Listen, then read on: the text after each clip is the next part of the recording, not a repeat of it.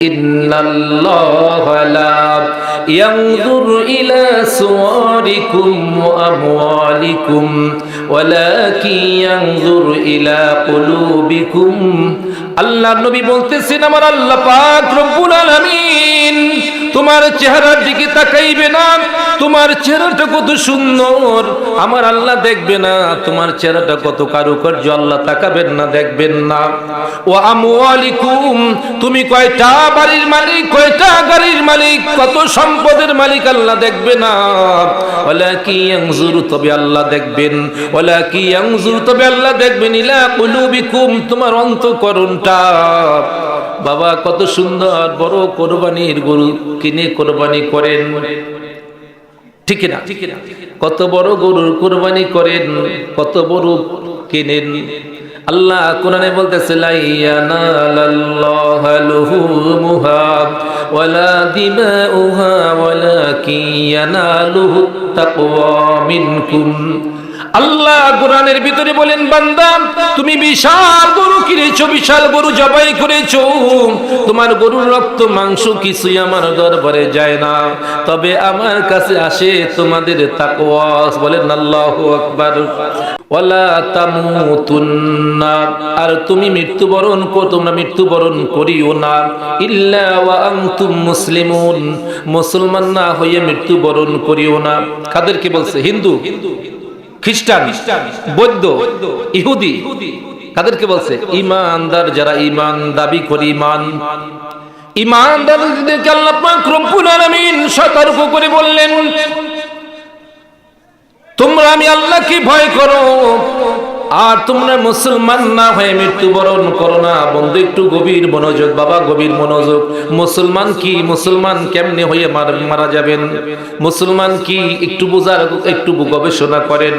বলছে তোমরা মুসলমান না হয়ে মৃত্যুবরণ করো না।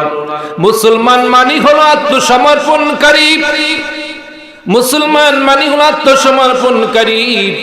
আমার দিলের ভিতরে, আমার মনের ভিতরে মন হয় আমি একটা মিথ্যা বললে আজকে আমি সমাজের মধ্যে মাতবাড়িটা পাবো, একটা মিথ্যা বললে হয়তো আমি 50,000 টাকা পাইবো, এরকম আল্লাহ পাক রব্বুল আলামিন দেখাইলে মুসলমান মানে হলো ওই যে এই লাভ দেখবে, যে মিথ্যা বললে লাভ, কিন্তু আল্লাহর সামনে তিনি মাথা নত করে, সারেন্ডার করে। আল্লাহ বলছে মিথ্যা বলা হারাম। ওই মানুষটা আল্লাহর আদেশটাকে প্রাধান্য দিয়ে নিজের চাওয়াটাকে বিলীন করে দেওয়ার নাম হলো মুসলমান, ঠিক কিনা বলুন? আমার দিল চায় মদ খাবো, মদ আমার আল্লাহ বলে হারাম। আমার চাওয়াটাকে আল্লাহ পাকের হুকুমের সামনে সারেন্ডার করার নাম হলো মুসলমান, ঠিক কিনা বলুন? এইরকম বন্ধু আমাদের খেয়াল করতে হবে। এরকম আল্লাহর কাছে যখন আমরা সারেন্ডার করতে পারবো, সব কর্ম যখন আল্লাহর আদেশ নিষেধের মধ্যে থাকবে, তখন হব আমি মুসলমান। আর এই মুসলমানের উপরে আল্লাহ সন্তুষ্ট আর খুশি। এই জন্য বলছে তোমরা মুসলমান না হইয়া মৃত্যুবরণ করিও না। আমরা আল্লাহকে বিশ্বাস করি, নামাজ পড়ি না। আমরা আল্লাহকে বিশ্বাস করি, সুদের ব্যবসা করি। আমরা আল্লাহকে বিশ্বাস করি, ঘুষ খাই। আমরা আল্লাহকে বিশ্বাস করি, মানুষ ঠগাই। এই জন্য মুসলমান মানুষ ঠগাইতে পারে না, এই জন্য মুসলমান মিথ্যা বলতে পারে না, এই জন্য মুসলমান নামাজ না পড়ে থাকতে পারে না। কারণ মুসলমান মানি হলো সার্বক্ষণিক গোলাম।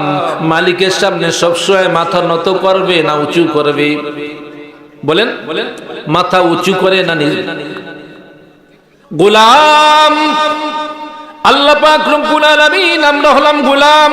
নামাজের কাতারে দাঁড়াই, যখন নামাজের কাতারে দাঁড়াই, এই নামাজের কাতারে টাকাওয়ালা আছে কি আছে না, রিস্কাওয়ালা আছে কি আছে না, এখানে শিক্ষিত আছে কি আছে না, অশিক্ষিত আছে কি আছে না, সবাই একাকার হয়ে এক কাতারে দাঁড়িয়ে বলি, আল্লাহ আমরা তো তোমার গোলাম, আমরা তোমার গোলাম। উঁচু নাই, ধনী নাই, টাকাওয়ালা নাই, রিস্কাওয়ালা নাই, আমরা তোমার গোলাম।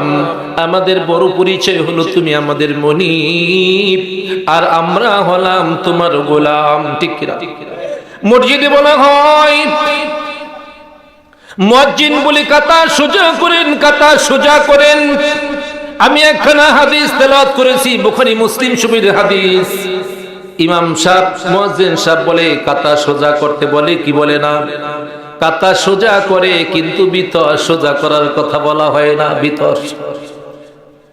এই জন্য হাদিস বুখারী মুসলিমের হাদিস, নবীজি বলতেছেন ইন্নাল্লাহা লা ইয়ানজুরু ইলা সুওয়ারিকুম ওয়া আমওয়ালিকুম ওয়ালাকিন ইয়ানজুরু ইলা কুলুবিকুম। আল্লাহ নবী বলতেছেন আমার আল্লাহ পাক রব্বুল আলামিন তোমার চেহারার দিকে তাকাইবে না, তোমার চেহারাটা কত সুন্দর আমার আল্লাহ দেখবে না, তোমার চেহারাটা কত কারুকার্য আল্লাহ তাকাবেন না, দেখবেন না। ও আমওয়ালিকুম, তুমি কয়টা বাড়ির মালিক, কয়টা গাড়ির মালিক, কত সম্পদের মালিক আল্লাহ দেখবে না। ওয়ালাকিন ইয়ানজুরু, তবে আল্লাহ দেখবেন, ওয়ালাকিন ইয়ানজুরু, তবে আল্লাহ দেখবেন ইলা কুলুবিকুম, তোমার অন্তঃকরণটা। বাবা কত সুন্দর বড় কোরবানির গরু কিনে কোরবানি করেন, ঠিক না? কত বড় গরুর কোরবানি করেন, কত বড় কিনেন। আল্লাহ কোরআনে বলতেছে লা ইয়ানালাল্লাহু লুহুমুহা ওয়ালা দিমাউহা ওয়ালাকিন ইয়ানালুহু তাকওয়া মিনকুম। আল্লাহ কোরআনের ভিতরে বলেন বান্দা তুমি বিশাল গরু কিনেছো, বিশাল গরু জবাই করেছো, তোমার গরুর রক্ত মাংস কিছুই আমার দরবারে যায় না, তবে আমার কাছে আসে তোমাদের তাকওয়া। বলেন আল্লাহু আকবার। তাকওয়া কি বন্ধু বুঝতে হবে, তাকওয়া কি? তাকওয়া না থাকার কারণে টুপি আছে তাকওয়া নাই, পাগড়ি আছে তাকওয়া নাই, তসবিহ আছে তাকওয়া নাই।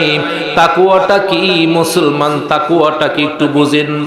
তাকওয়া এমন একটা সম্পদ যেটা সার্টিফিকেট দিয়ে দেখানো যায় না, যেটা লেখনি দিয়ে কাউকে দেখানো যায় না।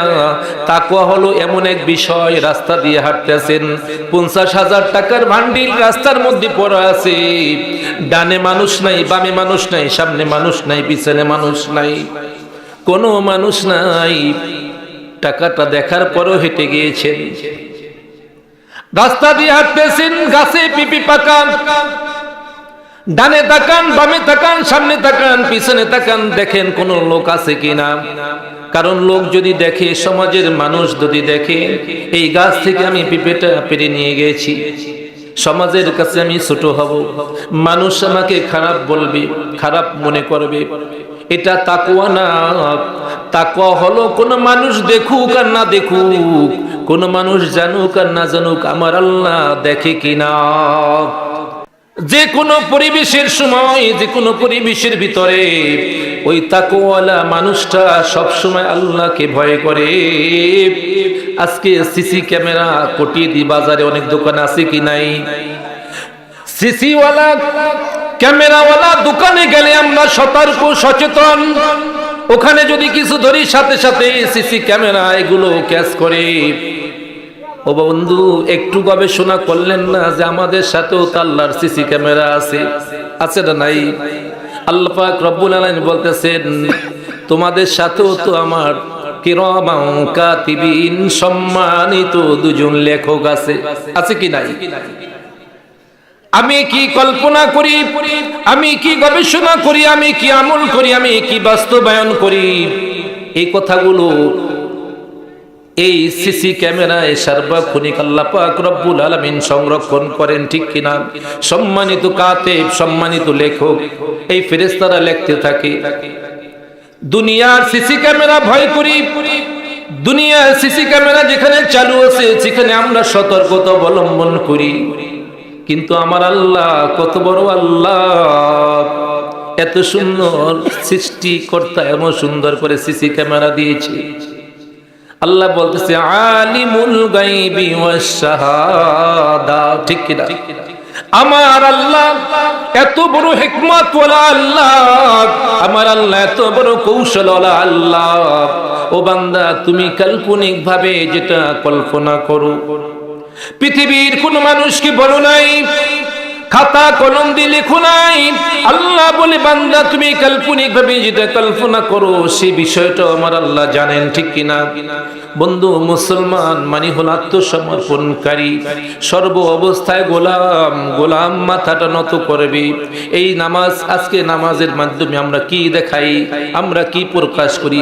দেখাই আমরা টাকাওয়ালা হোক, শিক্ষিত হোক, অশিক্ষিত হোক, আমরা আল্লাহ তোমার বান্দা গোলাম। আমাদের মধ্যে কোনো আমিত্ব নাই, অহংকার নাই, আমরা একাকার হয়ে গেছি, একই কাতারে দাঁড়িয়েছি, ঠিক কিনা? সালাত আমাদের শিক্ষা দেয় এটা, কিন্তু মসজিদ থেকে বের হওয়ার পরে আমাদের মধ্যে আসে অহংকার, আমাদের মধ্যে আসে হিংসা। আমরা তখন নামাজের মধ্যে যেরকম আমরা প্রশিক্ষণ নিয়েছিলাম, প্রশিক্ষণ সমাজে নাই, সমাজে নাই, বাহিরে নাই, মসজিদে একাকার হয়ে দাঁড়িয়েছি। আর মসজিদ থেকে বের হয়ে সমাজে যখন পথ চলতেছি, হাটে ঘাটে বাজারে রাস্তায় যাই, তখন আমরা সেটা ভুলে যাই। তখন আমরা কেউ বড় কেউ ছোট। নামাজের মধ্যে যে রিস্কা চালায় আর যে রিস্কা চলে সবাই এক কাতারে দাঁড়াইছি, কিন্তু বাহিরে যাওয়ার পরে, সমাজে যাওয়ার পরে আর এক কাতারে দাঁড়াইতে পারি না। আমার সম্মান যাবে তার সাথে হাঁটলে, তার সাথে দাঁড়াইলে, ঠিক কিনা? কারণ কি? মানে ধোঁকা, শুধু ধোঁকা। এই জন্য বন্ধুগণ, আসলে ইসলাম মানে হলো শান্তি। এই আমাদের ইমাম সাহেব মিথ্যা বলে না, সুদ খায় না, ঘুষ খায় না, মানুষের প্রতি জুলুম করে না। ওনার কাছে আপনারা আসলে শান্তি পাবেন কি পাবেন না? কারণ উনি ইসলাম শান্তি, ইসলাম এটাকে উনি মেনে চলে। ওনার কাছে কোনো মানুষ আসলে শান্তি পাবে কি পাবে না? ইসলামের ভিতরে যখন আসে তখন মানুষ শান্তি পায়। শান্তি পায় কেন? শান্তি পায় কারণ হলো ইসলামটার ভিতরে আসার পরে ওই মানুষটা সবসময় আল্লাহর গোলামির জন্য মাথাটা অবনত করে। এই মাথাটা অবনত করে আল্লাহর সামনে।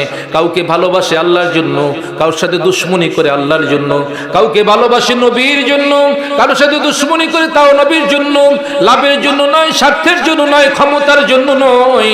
আমরা সার্বক্ষণিক আমাদের দ্বন্দ্ব হয় সম্পদ নিয়া, আমাদের দ্বন্দ্ব হয় ক্ষমতা নিয়া, আমাদের দ্বন্দ্ব হয় আমার অধিপত্য নিয়া, ঠিক কিনা বলুন? কিন্তু আমার আল্লাহ দেখাইলো, বান্দা আমি বানাইলাম তোদেরকে গোলাম। কি বানাইলো? গোলাম। এই জন্য আল্লাহ বলতেছে, ইন্নাল্লাহা লা ইউহিব্বু মান কানা মুখতালান ফাকুরা। বান্দা তুমি কি আমার সৃষ্টির দিকে তাকাও না? আমি সৃষ্টি এমন ভাবে তৈরি করেছি, একটা আম গাছে আম আসলে আমের ছালাগুলো নিচে ঝুঁকে যায়, একটা ধান গাছে ধানের ফলন আসলে মাথাটা ঝুঁকে যায়, অবনত হয়, একটা কলা গাছে কলার ফলন আসলে কলা গাছটার মাথাটা অবনত হয়। তুমি কেমন নামাজি, তুমি নামাজ পড়ার কারণে মাথাটা উঁচু হয় কেন? তুমি কেমন কুরবানি করো, 5টা গরু কুরবানি দিলে মাথাটা উঁচু হয় কেন? তুমি কেমন হাজি, তুমি হজ করার কারণে মাথাটা উঁচু হয় কেন?